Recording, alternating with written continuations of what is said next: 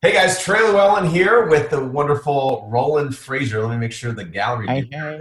Now we look good. All right. So, anyways, Kommerce Kings, we're ready to rock and roll. Roland's on here. If you don't know Roland, you're living under a rock because this dude's like all over the place. You've done so much. Why don't you give us? You kind of ran down a couple bullet points of what you know, what you currently do. You want to hit those again real quick so they know what you kind of are up to? Yeah, I mean, I'm generally my partners call me the adult, which I'm not sure if I like that or not. But my experience comes from I practiced law for several years and had an accounting background, lots of business, bought and sold tons of businesses, taken companies public, taken companies private, done lots of funding and things like that. So scale, leverage, buy, sell business. Those are kind of my strategic relationships and structuring. Those are all my kind of special superpowers, if you will. Those are some big superpowers. Yeah, and events. I'm pretty good at events also. The events are cool too, and even the trade shows. I think you did some work in too. Yeah. Which is huge as well. So, man, I don't know. There's like so many things to start with. One time, you and I were having a conversation, and because I thought that you helped out doing direct mail, and come to find out, you're just like, no, I just do this. Oh, that's right. Yeah, you thought I was like a direct mail, like for clients. It's like I don't have any clients. I said I'll help you, but because you're feeding me all this gold information, and I was like, okay, well, how do we get started? And you're like, you just go. And I was like, well, how do I go with you? And you're like, what? I was like, so confused. So, but it was amazing stuff. I actually still have my notes. So I would love to hit on that a little bit. Okay. Because direct mail fascinates me mainly because I've learned a lot from you and Perry and Ryan on the e-com side, and to know that you got this direct mail piece, because putting those two together, Jay Abraham calls that an atomic bomb. It's just like, boom, you can do so much because you're receiving all that buyer data information that you have in the e-com space, and to be able to do some direct mail pieces with that is pretty powerful. So if that's cool with you, I'd love to just drill into some questions and see, what do you even do? The first thing is you shared, so luckily I know a little bit now from your education. What was that one link you shared with me that basically shows all the direct mail pieces that are being sent out? That would be whosmailingwhat.com, which is in the process of shutting down. We're working on seeing if we might be able to acquire that database from those guys, because that's such a valuable resource. But I guess apparently, like, they sold an annual subscription for $600. So we go through and pull every control piece, meaning a piece that's actually, we call them master controls. So master control is a piece that's been mailed year after year after year. And that means that it's just like an ad. If you were doing an online ad research, you'd say, man, if they've been running that ad for 762 days, that ad's working, right? Yeah. So we'll go down into Who's Mailing What and pull all of the master controls for a particular thing that we're doing, and then find the commonalities in those, and then we'll start testing those online or variations of them online, or go to the people that wrote the original piece and see if we can actually license or acquire that from them if they're still around. So it's just a treasure trove of proven saleable copy. As a matter of fact, we just did that. We found 32 master controls in a particular area from a company that was doing something offline that we wanted to do online. They sold for several $100 million.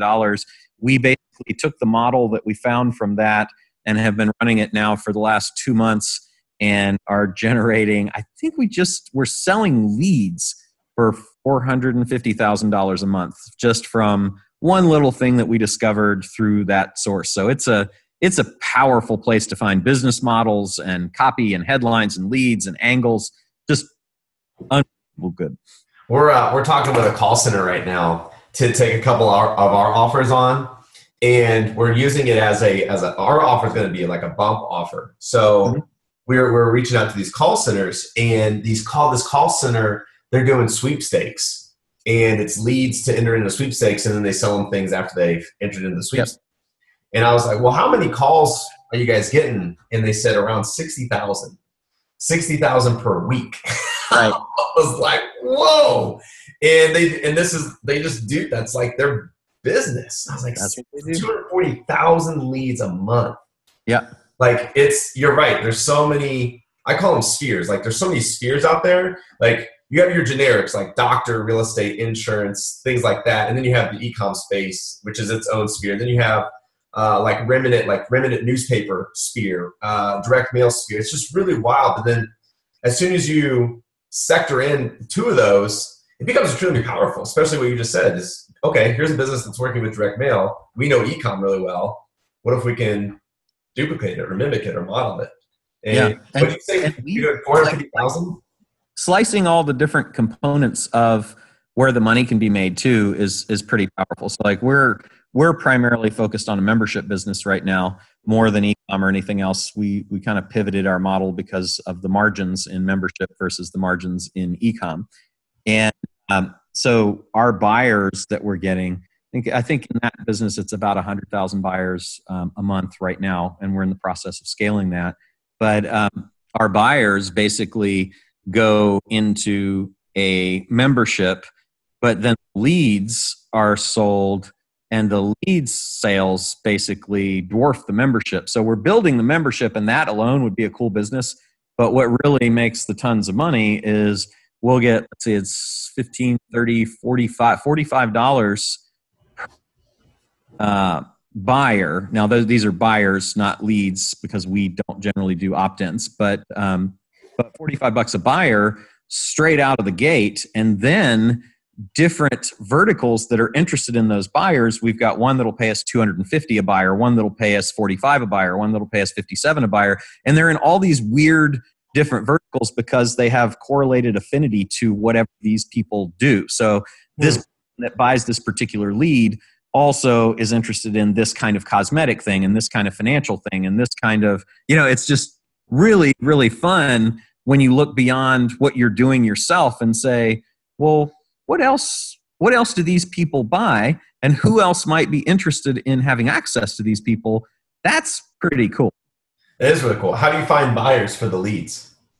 We'll actually just go out. So typically, like you can go out and look for people who are buying financial leads or people who are buying cosmetic leads and stuff like that. So we just kind of reach out into that world and say, this is what we've got. And they're like, yeah, we'll pay $57.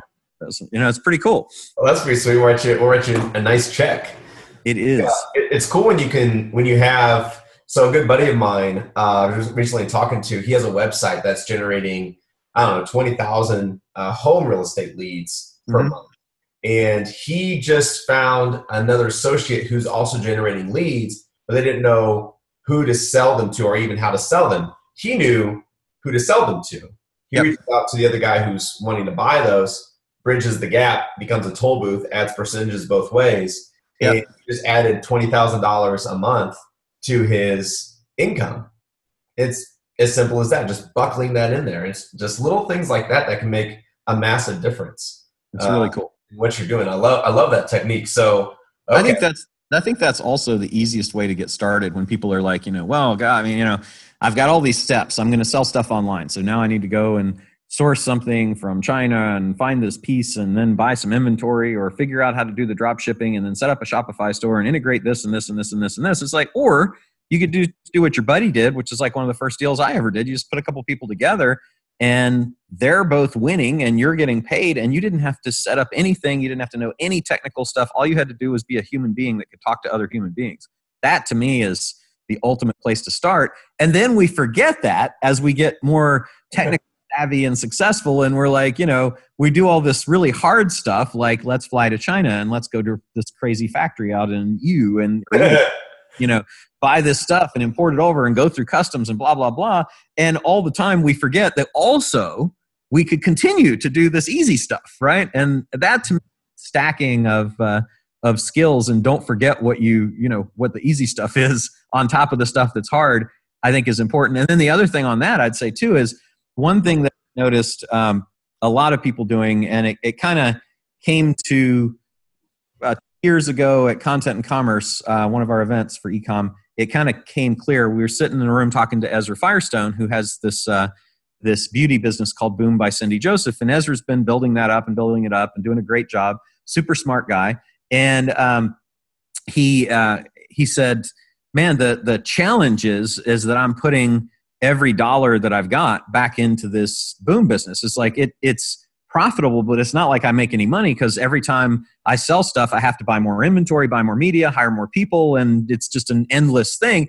Now I'm building something that I can sell, I think, for a lot of money down the road, but for cash flow, he does his mastermind and sells this little bit of software and stuff like that. And it really hit, Perry and I were talking about it after, it's like really hit us that it's important in these businesses for people to have a cash flow business and the big build business. So like, you're building your e-com business, but if you don't have that cash flow business, whether it's selling leads or doing a toll booth thing, like you said, or having a mastermind or selling a little bit of software or something, then it's really hard to make any money, take home money until you get the exit. But that could be 5 years down the road, right? So I think that's a really cool thing to keep in mind too. It's it kind of goes along with Amazon, because Amazon's never made a profit, but they're a massive business. Well, so last year Amazon made $2 billion on about $80 billion of sales in North America. But the really insightful thing to me is that on $12 billion of sales from AWS, and AWS was the cash. So Bezos said, several years ago, why don't I let all my infrastructure be available to, this is a huge expense for me. Why don't I defray that by letting this be available to everybody as well? And people were like, you're crazy. And I remember reading the news, in the magazines and news articles when he started doing that, they were like, he's an idiot, blah, blah, blah. Okay. So last year, 80 billion of North American sales of Amazon, 2 billion in profit, 12 billion in AWS sales, 3 billion profit. So he made 6 times as much profit, 85% less sales. Think about that. That's crazy, right? So it's really funny.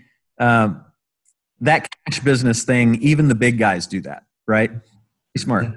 I love it. That's it's interesting and it's intriguing to see just all the different opportunities and what is out there. Just kind of chatting here with you and just having a candid conversation, that's what this podcast is all about, to kind of open up and expand your mind of things that are out there. So what is some good ways? So let's go back to direct mail, because we started talking about all kinds of different things. Mm-hmm. So back to direct mail, what would you say is, like, what about ride-alongs? What about things that people could do that they're already possibly mailing? Such for us, we send out a welcome kit every time someone becomes a member of our program. So should we be doing things like stuffers in those? Or what about an ascension ladder have you seen, such as a program for $1,000 or $2,000 after somebody buys your front-end product, and that can be a direct mail piece? Do you have any? Yeah, so direct mail is interesting. It's you typically want at least a couple $100 thing that you're selling if you're mailing cold. And so mailing cold, you're generally it depends. So what you're talking about is if you're already sending mail to somebody, can you send them something that offers them ascension? Absolutely. Does it work? Absolutely. Can you send them, if they're already on your list, can you send them something that will lead to a bigger sale? So we're getting ready to do Traffic and Conversion Summit in a couple weeks, and we just mailed out to every attendee an invitation to breakfast, to apply to come to a breakfast. And at the breakfast, we'll reveal really cool, wicked smart things that are happening in our War Room Mastermind, and we'll sell our $30,000 War Room Mastermind. So that's basically an event sale to a list mail to a breakfast to a mastermind, right? And I think we sell about 100 of them. So, that's $3 million, and every $3 million helps. So can you send things like that? Yeah. When we send out packages or welcome kits, we do send bundle-in offers or bind-in offers or buck slips, which is a little piece of paper that says, would you like to take advantage of this? I think in every package that you send, it's a mistake not to send an offer. And also, we do, and I've seen Russell Brunson do this and a couple other guys as well. When we send the package on the front of the package in what they call the teaser copy, which is the envelope copy, when they open the package, the envelope has, wait, before you do anything, call this number or text this to this number, and then that gives them a message that encourages them to consume the thing that's in the package and also gives them an offer to do something else. So, yeah, man, there's a lot of ways to do that. And then on cold offers to mail, you want it to at least be a couple $100 because you got to do the math and say it's going to probably cost you about $1 a letter between the name, the package, the envelope, the postage, to get everything out. And in our experience, it's about $179 is kind of the lowest thing that makes sense to sell cold via direct mail. Now, that can drive people to a web page or a phone number or a reply, a BRE, business reply envelope, which would be a direct mail response. But we typically don't use all three of those ways to get in touch with us. A lot of people, I think, make the mistake of saying, call us or go to this website or return this. And that doesn't generally, I find, perform as well. So that's kind of, those are kind of the ways that I would go after direct mail. But so here's the really funny thing is that it blows me away that people don't do this. But if you've got full records, meaning you've got a mailing address, or you can append it using a service like Tower Data or Melissa Data or something like that. If you've got a full record of a buyer that bought something, definitely send them direct mail offers because they will buy through direct mail too. And people don't think about that. They're already buyers. So it's the best, warmest, hottest lead that you could possibly have. And anybody that's in the direct mail business would kill for it because it's got recency, especially if they're multi-buyers. They've got recency, frequency, and transaction size. All those things. Then that person's very likely to buy again, and they'll buy through that mode as much as they'll buy through anything else. So here's something we're doing. So we just applied for the wonderful no postage due stamp. So that was nice. So that took 3 months to get. Nice. And we have that now. And what we're going to do on the other side is, so they're going to get a packet. It's going to have a couple pages in it to upsell them. They're already a buyer, warm buyer. We already have you said full data, you call it full record. And so what I look at as a full record is we also have their credit card.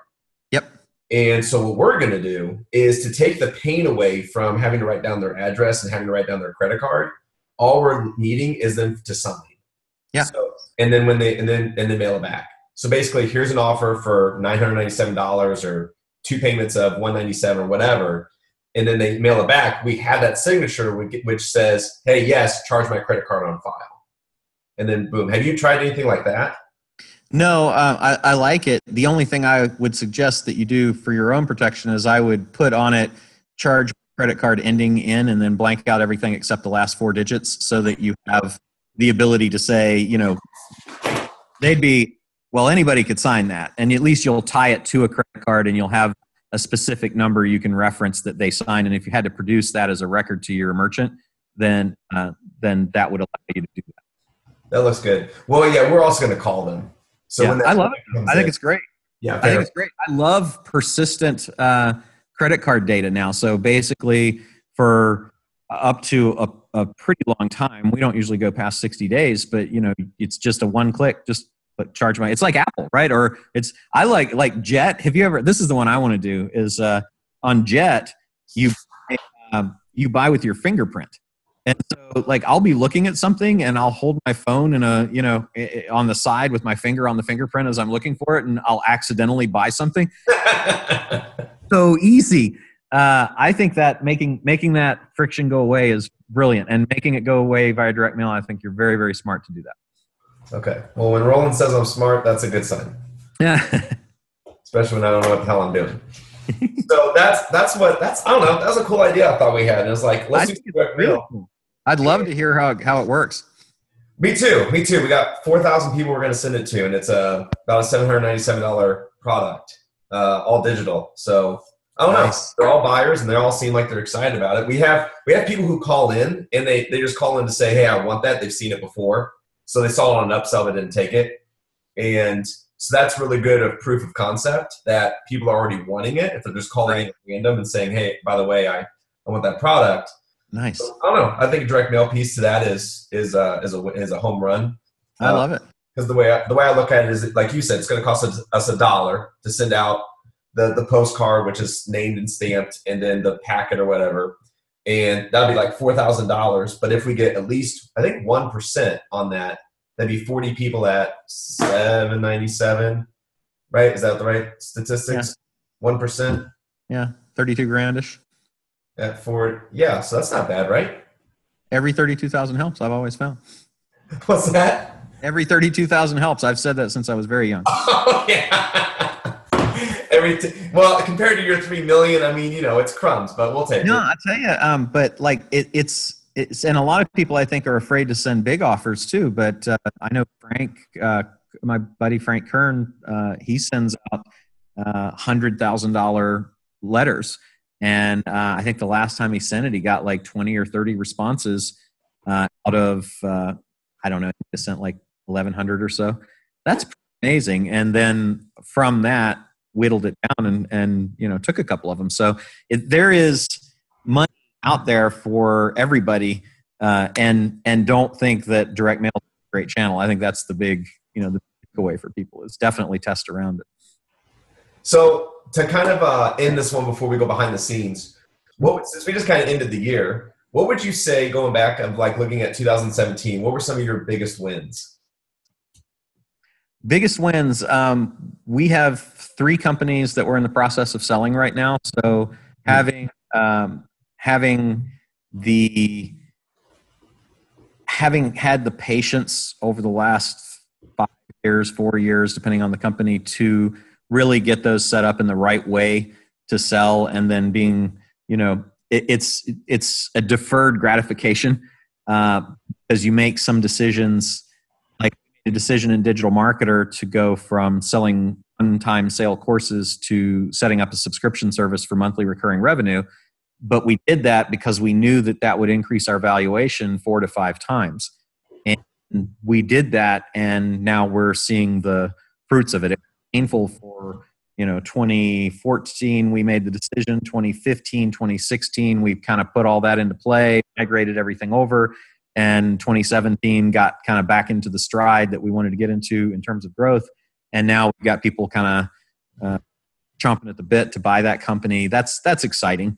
So I think the biggest wins were adjusting all of our business models. We really sounds like, not as cool as, well, if you tick this box and use this tool, you can do this. But the big money comes from those strategic things, not from those little things.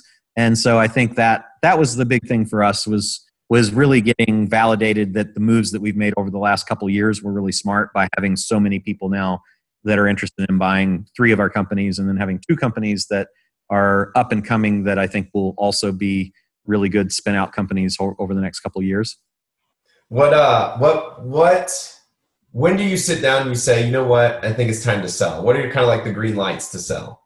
Yeah, it's a good question. It's what drives value. So when you get to, typically you want to be at least $10 million plus in sales and at least a couple $1 million in EBITDA, earnings before interest, depreciation, taxes, and inflation. And that is when you get to that mark, you're in a different group of buyers. You go out of like individual business brokery kind of buyers and into institutional buyers, and especially as you crack through 20 and 30 million. So I think you really want to say, depending on where you want to sell and how much you want to take off the table, how fast you want to be in that 10 to 50 range with one in an EBITDA to really get a good lick. And then to get your company ready for sale, you want to have no one customer, no one product, no one channel more than 20% of your income. You want to have standard operating procedures all documented so that anybody that is coming in knows that if somebody who's a key employee leaves, they will be able to be replaced. You want to have incentive retention agreements in place with your key employees so that they will most likely stay. You want to have financial statements ideally audited. And you want to have all of your intellectual property documented and registered and protected. And one of the things that will really help in selling a company for a good price is if you have defensible IP, meaning that you have some sort of intellectual property that gives you a competitive advantage over everybody else. And it could be a patent, or it could be even a customer list, or it could be middleware. Like we have a software that we built to build funnels fast in Limelight, which is otherwise really hard to build funnels in. And so that that is an advantage to us because we don't need techies to build our funnels. We can have our marketing people build our funnels, and that's pretty cool. So those are a few of the things. There's like 12 different things we look at. And so as we go through each business, or as we acquire or start a new business, we start with in mind, we're planning on selling this. Yeah. And even if you're not planning on selling it, I mean, even if you didn't ultimately sell it, structuring it as if you were planning to will make it run better. Oh yeah, of course. Like some of that stuff you're saying, like, got that. Don't have that, but have that, which is interesting. So nice. So last question before we go behind the scenes. Yeah. So I have a $10 million business. It's doing 2 to 3 million EBITDA. What does something like that sell for? What can I? What kind of business is it? Is it a software business or an e-com business, or? Let's say it's an e-com product business. E-com product business, and it's doing what? 2, 3 in EBITDA? I'm making up numbers. Yeah, I know. Sure. Yeah, 2, 3 in EBITDA. You're probably looking at between 4 and 8. 4.8 mil. Depending on a lot of factors. Yeah, software is the big one, man. If you can get into a subscription software business with monthly recurring revenue, you're talking about a 4 to 5 times your net sales. Meaning, let's say that you're making $1 million, but you're making $1 million off of $5 million, then you're going to get $20 million for that business, or 25. That's kind of exciting. So, that's great. Like we went from a publishing business, which has a multiple right now of 0.91 on sales. So if we were doing $10 million in a publishing business, it would likely sell for 9.1 million. But if we are doing that as a software business, then it's probably going to sell for 40 or 50 million, right? That's a huge difference. If we're doing a financial services business that has a software component, it's probably going to sell for 70 million. So it's really like we look at what are the trends in what businesses are selling for, and what are the characteristics of the businesses that are generating the greatest sales, and we work towards making our businesses look like those. Because when investment bankers and financial buyers and strategic buyers look at buying a company, they look at what are called comps, or comparable sales. So if you're looking like other businesses that have sold for a premium, then you're most likely to be valued the same as that business that got sold at a premium. Sure. Seems like real estate. You know, they look around. It's exactly like real estate. And it's like buying companies. If people are like, you can buy real estate for no money down, but I can't buy that company because it's doing 25 million and I don't have 25 million. It's like, you can buy that company for no money down too. You just have to be creative enough to figure out how to do it. I love it. It is very true. It is very true how that works. All right. So Roland, obviously you guys are doing TNC. So go to that. Yes. Is it trafficconversion.com? Trafficandconversionsummit.com. Summit.com. That's where that is. How do they? If you're listening to this, you can use I'm Smarter, IMSMARTER, and get $300 off. How about that for your? That's huge. So that'll because they got time to do that too. They'll have time to do that, which is cool. So they appreciate that. I appreciate that. Nice. Okay, so let's say bye to these guys and then flip it around for our behind the VIP guys. And I'm rock and roll because I got 3 questions for you. We'll hit that. So give me 1 second. Thanks for being on here, by the way. All right. Thank you.